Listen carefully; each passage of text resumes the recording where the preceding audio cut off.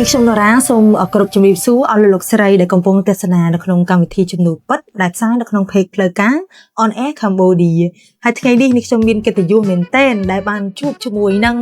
ស្ត្រីមួយរូបដែលគាត់ជាសហគ្រិននៅក្នុងទឹកដីខេត្តសៀមរាបដែលអាជីវកម្មរបស់គាត់ហ្នឹងគឺតាក់ទងជាមួយនឹងវិស័យអចលនទ្រព្យដូច្នេះសមាជិកនឹងមានមោទនភាពដែលជាលើកទី1នៅក្នុងកិច្ចសម្ភាសន៍ On Air Cambodia ដែលយើងជួបជាមួយនឹងម្ចាស់អាជីវកម្មជាស្ត្រីដូចកុំឲ្យខាត់ពេលវេលាយូរសូមអនុញ្ញាតចាជំរាបសួរទៅកាន់បងស្រីតែម្ដងជំរាបសួរចាបងស្រីអនុញ្ញាតណែនាំខ្លួនទៅកាន់អ្នកទស្សនាក្នុងវីដេអូចាជំរាបសួរពុកម៉ែបងប្អូននាងខ្ញុំឈ្មោះតឹងទីវិជ្ជការជាម្ចាស់ក្រុមហ៊ុន OPI Realty ហើយនាងខ្ញុំបានប្រឡូកក្នុងវិស័យអចលនទ្រព្យនេះតាំងពីឆ្នាំ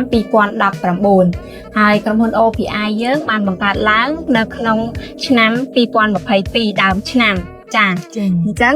រយៈពេលក្នុងអំឡុងពេល COVID គឺយើងបានបើកក្រុមហ៊ុននេះឡើងចាបើកក្នុងអំឡុងពេល COVID ចាឥឡូវពិតជាចង់ដឹងសាច់រឿងរបស់គាត់ខ្លាំងមែនទែនបងពីវិជ្ជការសូមហៅបងវិជ្ជការណាបងចាអញ្ចឹងតាក់ទងនឹងកត្តាអ្វីដែលធ្វើឲ្យបងបង្កើតក្រុមហ៊ុន OPI Realty នេះឡើងមកចានៅក្នុងនោះមាន4កត្តាធំចាកត្តាដែលធ្វើឲ្យនាងខ្ញុំបង្កើតក្រុមហ៊ុននេះឡើងគឺដោយសារនាងខ្ញុំនិងស្វាមីមានចំណេះជំនាញនិងបទពិសោធន៍នៅក្នុងវិស័យនេះចាហើយកត្តាទី2នោះគឺដោយមើលឃើញថាអំឡុងពេលCOVID ឆ្នាំ2022បងប្អូនប្រជាពលរដ្ឋនៅខេត្តសៀមរាបយើងជាច្រើនគាត់មានតម្រូវការដាក់អចលនទ្រព្យលក់ចាហើយក៏យើងមើលឃើញថាការទិញលក់ជាពិសេសអ្នកទិញគឺគាត់មិនមែនតែអ្នកទិញនៅតែក្នុងខេត្តសៀមរាបទេគឺគាត់មានតម្រូវការតាមបណ្ដាខេត្តផ្សេងដូចជាភ្នំពេញអីជាដើមចាអញ្ចឹងយើងចង់ជួយឲ្យម្ចាស់អចលនទ្រព្យលក់អចលនទ្រព្យរបស់គាត់ចេញឲ្យបានលឿនគឺយើងធ្វើការជួយផ្សព្វផ្សាយហើយនឹងរកអតិថិជនទិញជូនគាត់ចាហើយកត្តាទី3នោះគឺពាក់ព័ន្ធទៅនឹងយើងចង់ចូលរួមជួយដោះស្រាយបញ្ហាដីធ្លីតាមរយៈការទិញលក់ឲ្យវាមានសុវត្ថិភាពចាព្រោះអីកន្លងមកមានអ្នកលក់និងអ្នកទិញអ្នកលក់គាត់លក់ឲ្យអត់បានលុយចាហើយអ្នកទិញហើយទិញប៉ះដីជន់ប្លង់គ្នាឬក៏ទិញហើយមាន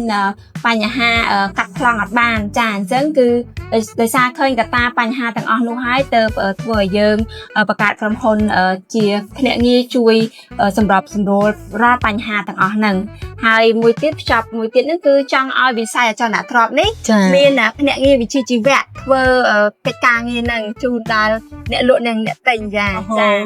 ហើយកត្តាចុងក្រោយនោះគឺដោយយើងបើក្រុមហ៊ុនគឺយើងផ្ដល់ឱកាសការងារដល់យុវជនចានៅក្នុងតំបន់ហើយដើម្បីឲ្យគាត់មានចំណូលចាហើយឲ្យចរន្តសេដ្ឋកិច្ចនៅក្នុងតំបន់មានចរន្តចាអញ្ចឹងគឺកត្តាទាំងអស់ហ្នឹងហើយដែលធ្វើឲ្យនាងខ្ញុំបង្កើតក្រុមហ៊ុន OPI នេះឡើងចាវ៉ាវស្ដាប់ទៅគឺពិតជាមានអត្ថន័យមែនទែនចាជួយតាំងពីអតិថិជនអ្នកលក់និងអ្នកទិញនិយាយរួម OPI ដើរតួកណ្ដាលដើម្បីជួយសម្របសម្រួលជាភាពងាយស្រួលទៅដល់ពុកម៉ែបងប្អូនអស់លោកស្រីដែលគាត់កំពុងតែមានទ្រព្យមិនដឹងថាលក់នៅឯណាដែលគាត់មានកញ្ចប់ថវិកាហើយអត់ដឹងថាទិញអចលនទ្រព្យណាដែលតម្លៃក្រោមទីផ្សារតម្លៃសមរម្យដែលអាចទទួលយកបានហើយភាពងាយស្រួលដល់ពួកគាត់អញ្ចឹងអរគុណមែនទែនបងវិជ្ជការអញ្ចឹងខ្ញុំអនុញ្ញាតសួរបន្តទៀតទេណាព្រោះចេះតែចង់ដឹងរឿងរ៉ាវបន្ថែមទៀតហើយពី OPI Realty ចាអញ្ចឹងតើចក្ខុវិស័យរបស់ OPI Realty ហ្នឹងគឺជាអ្វីដែរបងចា OPI Realty មានចក្ខុវិស័យគោលបំណងនោះគឺចង់ជួយសម្រេចគោលដៅរបស់អតិថិជនចាអ្នកលក់និងអ្នកទិញចាជាធម្មតាមនុស្សយើងតែងតែមានក្តីសម័យឬបំណងប្រាថ្នាចង់បានអចលនទ្រព្យហើយក៏ចង់លក់អចលនទ្រព្យចេញបានលឿនអញ្ចឹងក្រុមហ៊ុន OPI យើងមានចក្ខុវិស័យជួយសម្រេចគោលដៅចាទាំងអ្នកលក់អ្នកទិញអ្នកលក់បានលឿនអ្នកទិញបានអចលនទ្រព្យត្រូវតាមតម្រូវការចាតម្លៃល្អទីតាំងល្អចាហើយនឹងមានសុវត្ថិភាពចាអញ្ចឹងគឺចក្ខុវិស័យយើងគឺជួយសម្របសម្រួលក្នុងកិច្ចការងារទិញលក់ជួលអចលនទ្រព្យនេះឲ្យមានសុវត្ថិភាពគ្រប់ដំណាក់កាលចាបើស្ដាប់មើលទៅគឺសម័យនេះស្រួលហ្មងចាស្រួលបងប្អូនទាំងអស់ដែលគាត់អត់បានស្គាល់ OPI Realty ទេគួរតែបើកបេះដូងបើកចិត្តស្គាល់ពីឥឡូវនេះចាដើម្បីថាក៏ពិតពួកគាត់រវល់ធ្វើកិច្ចការងារប្រចាំថ្ងៃរបស់គាត់ហើយក្នុងមុខរបរនីមួយៗរៀងៗខ្លួនអញ្ចឹងគាត់អត់មានពេលវេលានៅក្នុងការដំណើរការឯកសារអត់មានពេលវេលាដើម្បីទៅជួបចាអ្នកលក់ផ្ទាល់ ចឹងគ្រាន់តែតាក់ទងមកកាន់ OPI Realty គាត់មានជំនាញការចរចាមានជំនាញការវាតម្លៃអចលនទ្រព្យអញ្ចឹងភាពងាយស្រួលដែរដើម្បីឲ្យអ្នកលក់និងអ្នកទិញគាត់បានឈ្នះទាំងអស់គ្នាក្នុងតម្លៃណាមួយបើជាទូទៅបងអើយយើងអតិជនខ្លះគាត់មានលទ្ធភាពទិញចាប៉ុន្តែគាត់អត់ទៅចេះចរចាក៏ធ្វើឲ្យគាត់នឹងទិញបានតម្លៃថ្លៃអញ្ចឹងហ្នឹងឯងជាកត្តាមួយដែលគួរតាមរោ OPI Realty ព្រោះខ្ញុំនេះខ្ញុំសប្បាយចិត្តដែរពេលមានក្រុមហ៊ុនដែលមានវិជ្ជាជីវៈស្តង់ដារសុវត្ថិភាពសុចរិតភាពអញ្ចឹងគឺជាភាពងាយស្រួលឲ្យពួកគាត់អញ្ចឹងណាបងចាអញ្ចឹងឧទាហរណ៍ថាខ្ញុំមានលុយ$10,000អូខេចាខ្ញុំមានលុយ$10,000ពិតជាចង់បានអចលនទ្រព្យនៅក្នុងខេត្តសៀមរាបមែនទែនតែអ្នកមើលបើគាត់ជាអញ្ចឹងដែរមែនទេអញ្ចឹងគាត់មានថវិកាគាត់មានលទ្ធភាពហើយតែគាត់នឹងទៅរកទីតាំងមួយណាតំបន់ណាទេដែលគេហៅថាឧទាហរណ៍ខ្ញុំចង់ទិញតំបន់ដែលមានសក្តានុពលអាចប្រកបរបររស់ស៊ីបានអញ្ចឹងជាងមានលុយ$10,000អញ្ចឹងខាង OPI Realty អាចជួយដោះស្រាយបានទេជាមួយកត្តាទាំងអស់ហ្នឹងចាអរគុណច្រើនសម្រាប់ចំនួនអញ្ចឹងសូមស្រាយចម្ងល់នេះចាគោលបំណងនៃការបើកក្រុមហ៊ុនមកគឺយើងក៏ចង់ជួយសន្សំពេលវេលាចាដល់ពេលវេលាចាអញ្ចឹងដុល្លារមានលុយកញ្ចប់ថវិកា$10,000ចង់ទិញអចលនទ្រព្យសម្រាប់អាជីវកម្មឯនេះចាអញ្ចឹងក្នុងនោះគឺយើងមានការប្រឹក្សាយោបល់ជូនចាតម្រូវការរបស់គាត់ពាក់ព័ន្ធទៅនឹងកញ្ចប់ថវិកាហើយនឹងទីតាំងយើងសិក្សាទីតាំងជូនគាត់ហើយនាំគាត់ចុះទៅមើល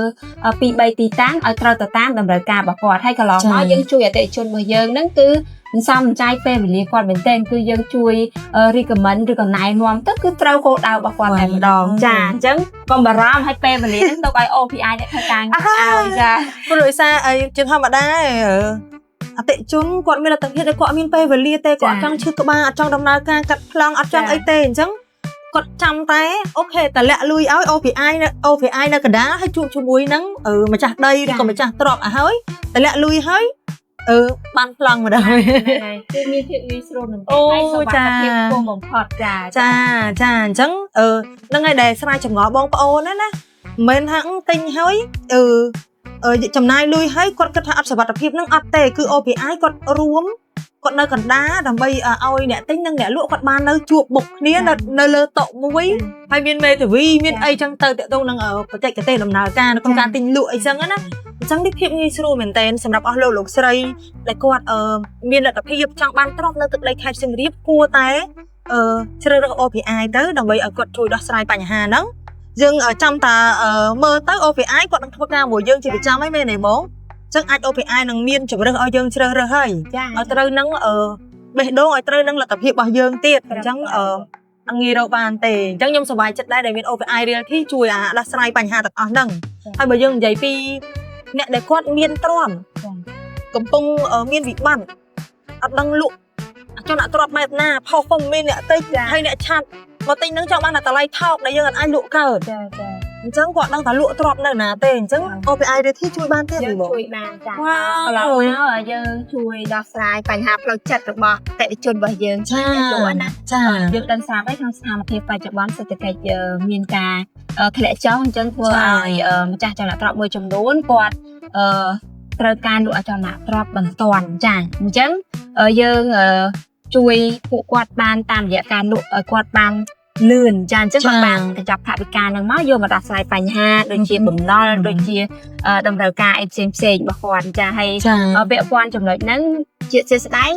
ពេលដែលយើងជពាក់លុយគេហើយវាមានការខកខានបងអីផ្សេងគាត់ធ្វើឲ្យផ្លូវចិត្តយើងអត់ទឹកចិត្តដែរស្មុគស្មាញអីច្រើនគិតអីអត់ចេញចាអញ្ចឹងពេលដែលគាត់យកអចលនទ្រព្យហ្នឹងលក់តាមរយៈក្រុមហ៊ុន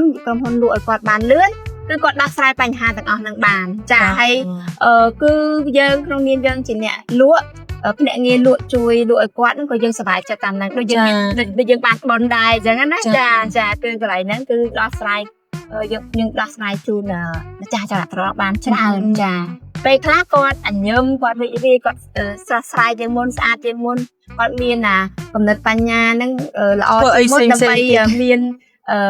គោលដៅផ្សេងទៀតធ្វើបន្តទៀតអញ្ចឹងបើសិនជាគាត់លក់អត់ចេញទេគឺគាត់កាំងចំណុចអស់នឹងដែរអញ្ចឹងចាជាការប៉ັດអញ្ចឹងបើឆ្លៀតដល់យើងនិយាយចំណុចនេះខ្ញុំចង់សួរបន្តិច អញ្ចឹងបើសិនជាគាត់មានទ្រព្យឲ្យខានក្រុមហ៊ុន OPI Realty លក់ឲ្យ ចា អញ្ចឹងមានការកេងពីលើដាក់តម្លៃពីលើទីផ្សារឬមួយក៏យ៉ាងណាបង អរគុណ ចា សំណួរនេះគឺសំណួរនេះគឺទាំងអ្នកលក់និងអ្នកទិញគឺ ចា គាត់បារម្ភឬក៏គាត់ជាចំណុចមួយដែលគាត់អាចយល់ ភ័យខ្លាច ចា ណា ភ័យខ្លាច ចា ហើយគាត់រអាក្នុងការទិញតាមរយៈក្រុមហ៊ុនចា ចា អញ្ចឹងនេះខ្ញុំជាម្ចាស់ក្រុមហ៊ុនOPI គឺ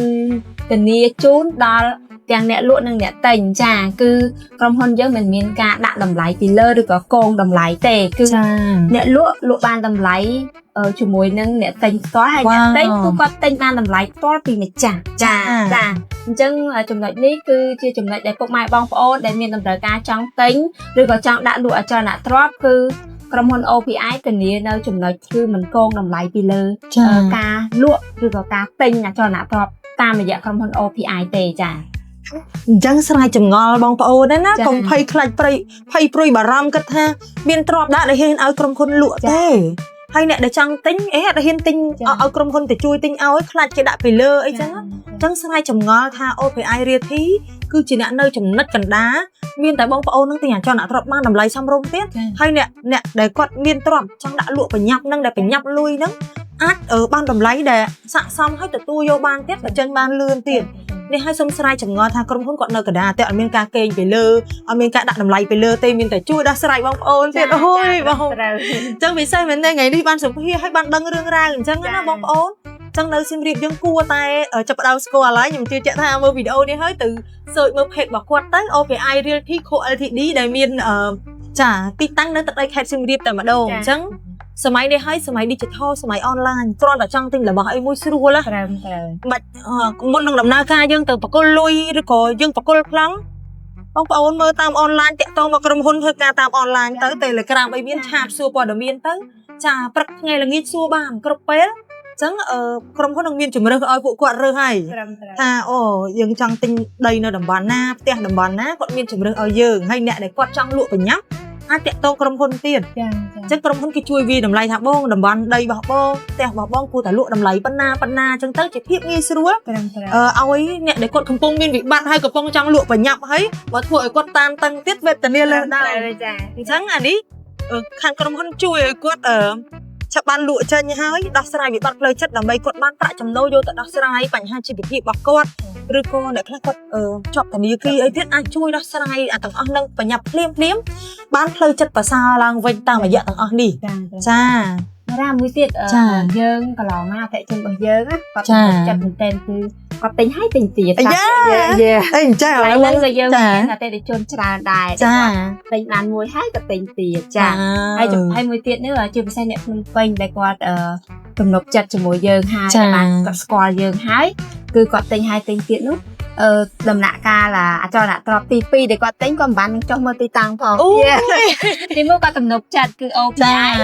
មិនដាក់តម្លៃលើទេចាទី2គឺរើសទីតាំងឲ្យត្រូវតាមតម្រូវការដែលគាត់ចង់បានចាហើយយើងយកតែផែនទីជូនគាត់គឺគាត់ចរចាតម្លៃយក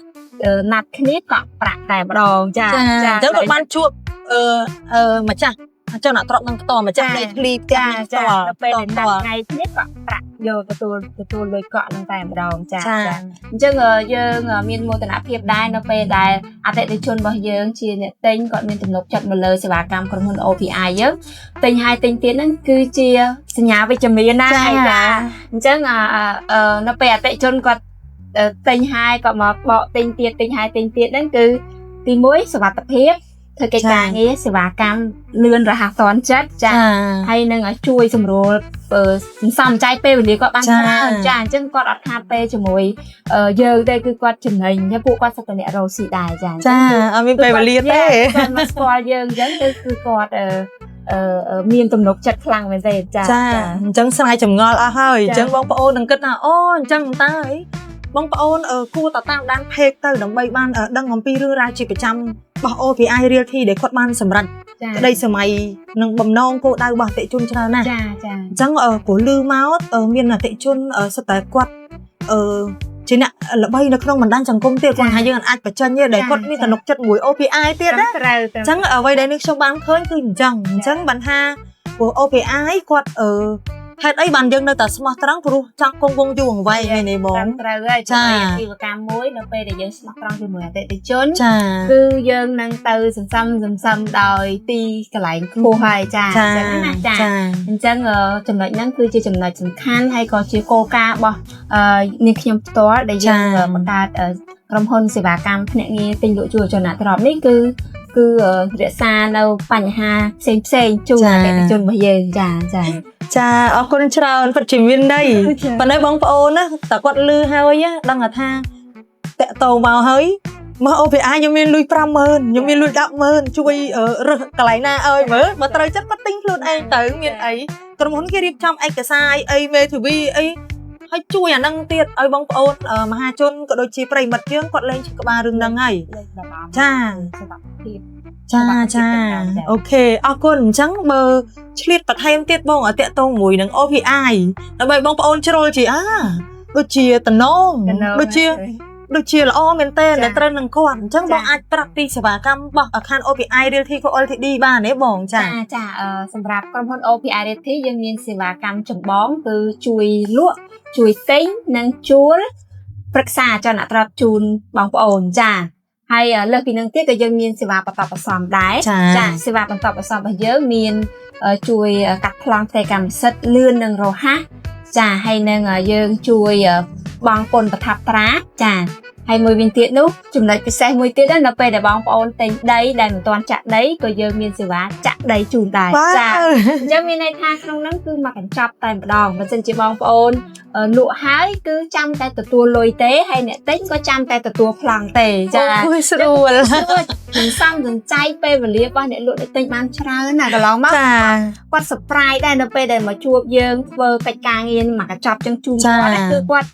សប្បាយចិត្តចាថាអូមានអញ្ចឹងដែរអញ្ចឹងទៅគឺបងប្អូនអាចយកសេវាកម្មដាក់លក់អចលនទ្រព្យតាមរយៈក្រុមហ៊ុន OPI គឺបងប្អូនមានភាពងាយស្រួលអញ្ចឹងចាហើយពេលវេលាការកំណត់ហ្នឹងគឺទៀងទាត់ជូនពុកម៉ែបងប្អូនចាអញ្ចឹងនេះជាការដោះស្រាយនឹងបញ្ហាហើយនឹងការជួយទៅដល់អតិថិជនរបស់ OPI មែនណាចាព្រោះបើសិនជាខ្ញុំមានលទ្ធភាពក៏ខ្ញុំជ្រើសរើស OPI Realty ដែរព្រោះជាធម្មតាចាអស់លោកស្រីលោកអ៊ំលោកពូអ្នកមិញទាំងអស់ព្រោះជីវិតប្រចាំថ្ងៃគាត់រវល់នៃកិច្ចការរបស់រកចំណូលគ្រួសាររវល់គ្រួសារដែរអញ្ចឹងគាត់អត់មានពេលវេលាមកធ្វើបើគាត់មកធ្វើខ្លួនឯងបងវិជ្ជការគាត់ចំណាយពេលរាប់ខែដែរអញ្ចឹងអានឹងឯងដែលជាដំណោះស្រាយថាកន្លងមកបើមានក្រុមហ៊ុន OPI Realty ឬក៏គាត់ដឹងព័ត៌មានហ្នឹងគាត់ស្រួលទេគាត់តម្លាក់តាឆាតតាមអនឡាញព្រោះសម័យអនឡាញហើយជួយធ្វើការងារហ្នឹងក្រុមហ៊ុនអ្នកធ្វើការងារឲ្យអញ្ចឹងគាត់ចំណេញជាងគេហ្នឹងគឺពេលវេលារបស់គាត់ពេលខ្លះពេលវេលារបស់គាត់ក្នុងមួយថ្ងៃអ្នកខ្លះរលុយបានរាប់រយរាប់ពាន់រាប់ម៉ឺនដុល្លារអញ្ចឹងគាត់ជាធម្មតាកុំឲ្យខាតណោះឈ្នះទាំងអស់គ្នាតែលាក់ឲ្យក្រុមហ៊ុនធ្វើឲ្យមកនេះជាអ្វីដែលបងប្អូនមហាជនបានដឹងអំពីសេវាកម្មដ៏មានន័យមែនទែនជាមួយ OPI Realty ហើយបើតាមមើលទៅមួយទៀតដែលខ្ញុំឃើញការកាត់ប្លង់នេះក៏ពិបាកដែរអ្នកខ្លះគាត់អត់ឯកសារមើលទៅឈឺក្បាលណាស់ត្រូវទៅបងពុនត្រូវទៅណាទៅនៅគាត់មានពេលទេអញ្ចឹងខាងក្រុមហ៊ុន OPI គាត់ជួយអាទាំងអស់ហ្នឹងវាពិតជាមានតាំងពីចាក់ដីចាក់អីមានទៀតចាអរគុណសេវាកម្មនេះល្អមែនទែនចាទាក់ទងនឹងវិស័យអចលនទ្រព្យនេះចាអញ្ចឹងបងប្អូនទាំងអស់គ្នាគាត់ចានៅតែកុំភ្លេចបើកបេះដូងឲ្យស្គាល់ពីពេលនេះឥឡូវនេះតទៅទៀតអញ្ចឹងខ្ញុំចង់សួរសំណួរបន្ថែមទៀតទាក់ទងជាមួយក្រុមហ៊ុន OPI Realty តែម្ដងតើក្រុមហ៊ុន OPI Realty មានអ្វីដែលជាចំណុចពិសេសហើយខុសពីវិស័យគេផ្សេងចាអញ្ចឹងសម្រាប់ក្រុមហ៊ុន OPI Realty ខុសពីក្រុមហ៊ុនអចលនទ្រព្យផ្សេងគឺយើងមិនផ្ដោតត្រឹមតែការលក់តែប៉ុណ្ណោះទេគឺយើងផ្ដោតទៅលើការជួយប្រឹក្សាយោបល់ណែនាំឲ្យត្រឹមត្រូវទៅតាមតម្រូវការចារើសអចលនទ្រព្យឲ្យស័ក្តិសមចាទៅដល់អ្នកទិញចាហើយមួយវិញទៀតនោះគឺយើងជួយធ្វើកិច្ចការងារដោយភាពស្មោះត្រង់ចាស្មោះត្រង់ឲ្យលឿនរហ័សទាន់ចិត្តចាហើយចំណុចមួយទៀតនោះគឺយើងជួយសម្របសម្រួលកិច្ចការងារទាំងអស់ហ្នឹងចាគឺបានជោគជ័យមានន័យថាយើងជួយធ្វើឲ្យវាមានភាព ល្អគ្រប់ដំណាក់កាលគឺមិនឲ្យតោះចិត្តទេចាអញ្ចឹងគឺ OPI មិនត្រឹមតែផ្ដោតលើការលក់ទេគឺជួយពុកម៉ែបងប្អូនទាំងអស់ហ្នឹងចំណុចទាំងអស់ហ្នឹងឲ្យវាមានភាពងាយស្រួលសន្សំពេលវេលាសន្សំថវិកាជូនពុកម៉ែបងប្អូនចាហើយមករកចំទីតាំងដែលគាត់មានវិជ្ជាជីវៈនៅក្នុងការមានចំណេះដឹងទាំងអស់ហ្នឹងទៀតមើលទៅរកធម្មតាក៏ពិបាកដែរអញ្ចឹងពេលដែលយើងរក OPI Realty គាត់មានជំនាញអាហ្នឹងជាការងារជំនាញគាត់អញ្ចឹងនឹងឯងបងប្អូនដូចនេះខ្ញុំយើងអត់មានជំនាញខាងអាការរត់ឯកសារអីឲ្យនាងខ្ញុំធ្វើក៏មិនមែនជាជំនាញដែរចាអញ្ចឹងនេះជាអ្វីដែលជាប្រយោជន៍និងជាសារល្អមែនទែនសម្រាប់អស់លោកស្រីជាពិសេសលោកអ៊ំលោកពូអ្នកមិញចាអញ្ចឹងនៅតែបញ្ជាក់ជូនហើយបញ្ជាក់ជូនទៀតខ្ញុំសប្បាយចិត្តមែនទែននៅក្នុងការដែលថ្ងៃនេះប្រៀបបានដូចជាបានរៀនសូត្រហើយខ្ញុំបានផ្ដល់អីដែលល្អសម្រាប់អ្នកមើលទាំងអស់គ្នាគាត់បានជាចំណេះដឹងជាប្រយោជន៍ទោះបីជាថ្ងៃនេះគាត់មិនទាន់មានលទ្ធភាពក្នុងការទិញថ្ងៃក្រោយគាត់មានលទ្ធភាពគាត់នឹងជ្រើសរើស OPI Realty ហើយនឹងឲ្យជ្រើសរើសទ្រព្យមួយណាដែលស័ក្តិសមនឹងគាត់ចាហើយទំនុកចិត្តទៀតចាហើយលឿនភ្លាមប៉ះចំអ្នកជំនាញអរគុណច្រើនអញ្ចឹងមានន័យមែនទេនៅក្នុងការធ្វើបទសម្ភាសន៍ជាមួយបងវិជ្ជការដែលគាត់ជាម្ចាស់អាជីវកម្មផ្ទាល់ OPI Realty នៅទឹកដីខេត្តសៀមរាបនេះចាហើយមានន័យខ្លីខ្លឹមខ្លាំងហ្មងអញ្ចឹងខ្ញុំចង់ឲ្យបងជួយផ្ដល់ជាសារអីទៅកាន់លោកអ៊ំលោកពូអ្នកមិញចាអស់លោកស្រីដែលកំពុងទស្សនាវីដេអូនេះបងចាជាចុងក្រោយមានខ្ញុំសូមផ្ញើសារទៅដល់ពុកម៉ែបងប្អូនការទិញលក់អចលនទ្រព្យជាការសម្រេចចិត្តដ៏ធំមែនទេព្រោះលុយធំអញ្ចឹងតើរាប់បានសំលុយទិញបានមួយកន្លែងហ្នឹងគឺចាយពេកយូរអញ្ចឹងសូមពុកម៉ែបងប្អូនជ្រើសរើសអ្នកងារវិជ្ជាជីវៈអចលនទ្រព្យឲ្យបានត្រឹមត្រូវទៅពេលដែលពុកម៉ែបងប្អូនជ្រើសរើសខុសគឺបងប្អូនខាតទាំងលុយដែលយើងខំសន្សំមកនឹងហើយខាតទាំងពេលវេលាទៀតចាអញ្ចឹងមានន័យថាបងប្អូនជ្រើសរើសអ្នកងារដែលគាត់មានជំនាញវិជ្ជាជីវៈប្រឹក្សាយោបល់ជូនពុកម៉ែបងប្អូនដោយមានក្រមសីលធម៌ចាដោយមានមូលដ្ឋានច្បាស់លាស់ចាអញ្ចឹងសូមជ្រើសរើសដោយត្រឹមត្រូវកុំឲ្យបងប្អូនខាតទាំងពេលវេលានិងលុយកាក់ចានេះពិតជាមានន័យពីព្រោះអីនេះសារល្អមែនទែនបងវិជ្ជការព្រោះនៅពេលដែលគាត់ជ្រើសរើសខុសពួកឲ្យគាត់ម៉ៃអ្នកនេះគាត់ម៉ៃទៅហ្មងទៅលើអ្នកដែលមានវិជ្ជាជីវៈធ្វើអញ្ចឹងវាធ្វើឲ្យគាត់ថ្ងៃក្រោយអ្វីដែលអាចជួយសម្រួលកិច្ចការងារពួកគាត់បានលឿនបានស្រួលជ្រើសរើសត្រូវមានទំនុកចិត្តធ្វើឲ្យគាត់សង្ឃថារបស់ល្អឬក៏មានក្រុមហ៊ុនមួយដែលអាចជួយគាត់បានហើយគាត់នឹងម៉ៃទៅទាំងអស់ថាគាត់អត់ហ៊ានទុកចិត្តអញ្ចឹងទៅតែប៉ិតមានក្រុមហ៊ុនដែលគាត់មានវិជ្ជាជីវៈដែលជួយបញ្ហាទាំងអស់ហ្នឹងអញ្ចឹងបងប្អូនគួរតែដូចបងវិជ្ជការគាត់ជំរាបជូនអញ្ចឹងយើងជ្រើសរើសឲ្យត្រូវហើយតាមដានទៅបងប្អូនសម័យអនឡាញហើយតាមដានអំពីកិច្ចការងាររបស់ក្រុមហ៊ុននីមួយទៅអញ្ចឹងណាហើយនៅតែបញ្ជាក់ជូនហើយបញ្ជាក់ជូនទៀតគួរតែបើកបេះដូងនិងជ្រើសរើស OPI Realty ដែលគាត់មានវិជ្ជាជីវៈហើយគាត់មានជំនាញទាំងអស់ហ្នឹងឲ្យអ្នកជំនាញគេធ្វើទៅចាឬក៏បងប្អូនមានក្រុមហ៊ុនណាដែលមានល្អដែរគាត់អាចជ្រើសរើសបានចាឲ្យតែជួយគាត់ចាឲ្យតែជួយគាត់ក្នុងការទិញលក់ដោយសុវត្ថិភាពត្រឹមត្រូវគឺបងប្អូនអាចមើលទៅតាមនឹងទៅចាអរគុណចាមានន័យណាស់ថ្ងៃនេះជាមួយនឹង OPI Realty ហើយសង្ឃឹមថាបានចុះទៅមើលទីតាំងផ្ទះនឹងអចលនទ្រព្យម្ដងហីបងចូលមើលវីដេអូក្រោយបងប្អូនជពាក់សិនវីដេអូថាមានកញ្ចប់ 100000 ចឹងចាំយើងចុះទៅមើលទាំងអស់គ្នានៅវីដេអូក្រោយចាព្រោះអញ្ចឹងពីមុនមិញឧទាហរណ៍ណាចាំមក2ឆ្នាំ3ឆ្នាំក្រោយនេះខ្ញុំមានកញ្ចប់នេះខ្ញុំប្រកាសជា100 OPI Realty ហើយមកជួយចំណេញមកជួយទាំងអស់ហ្នឹងហើយចាំមើលនេះបងប្អូនចាំតាមដាន page នរ៉ាចំបៃសទៅគាត់អាចនឹងមានវីដេអូថ្មីនាំបងប្អូនទៅលេងតាមអនឡាញទៅមើលទ្របតាមអនឡាញម្ដងមើលតាយ៉ាងណាព្រោះយើងមិនទាន់មានលទ្ធភាពឥឡូវ3ឆ្នាំក្រោយឬក៏អាចឆ្នាំក្រោយឬក៏មួយខែក្រោយមានយើងបើមិនឃើញអាចថាយើងអាចសន្សំទ្របបានឬក៏យើងកំពុងមានតម្រូវការចង់បានទឹកដីនឹងហើយចាំអីទៀតចាហ្នឹងសម្រាប់អ្នកដែលគាត់កំពុងមានតម្រូវការហើយទោះបីជាកលៈទេសៈណាក៏ដោយសេដ្ឋកិច្ចបែបណាក៏ដោយបងប្អូនអត់មាននេះទេក្នុងកលៈទេសៈនេះឆ្លៀតទិញបានក៏បងប្អូនទិញទៅយើងយល់តែបើយើងអត់មានលទ្ធភាពទេ បងប្អូនបាច់តន់ទិញក៏បានដែរឱកាសណាមួយចាអញ្ចឹងណាតែយើងបានសិក្សារៀនសូត្រអំពីក្រុមហ៊ុននីមួយៗឲ្យហើយទៅស្រួលថ្ងៃក្រោយបងប្អូនមានលទ្ធភាពហើយមករកឲ្យចំគោលដៅមកចាហើយមួយទៀតមានពុកម៉ែបងប្អូនមួយចំនួនដែលគាត់មានលុយហើយគាត់អត់ហ៊ានទិញក្នុងស្ថានភាពនេះចាស្ថានភាពនេះគឺជាឱកាសល្អចាពុកម៉ែបងប្អូនទិញបានតម្លៃក្រោមទីផ្សារពិតចាហើយនឹងទីតាំងបានល្អចាពេលដែលសេដ្ឋកិច្ចល្អគឺម្នាក់រកបានហើយអញ្ចឹងអត់មានអីត្រូវបញ្ចេញអចលនទ្រព្យទេឬក៏អចលនទ្រព្យទេគឺគាត់នឹងຕົកហើយមែនទេតែបច្ចុប្បន្នពុកម៉ែបងប្អូនដែលមានកញ្ចប់ថវិកាហើយគឺអាចទិញក្នុងស្ថានភាពនេះគឺទិញបានតម្លៃក្រោមទីផ្សារទីតាំងល្អចា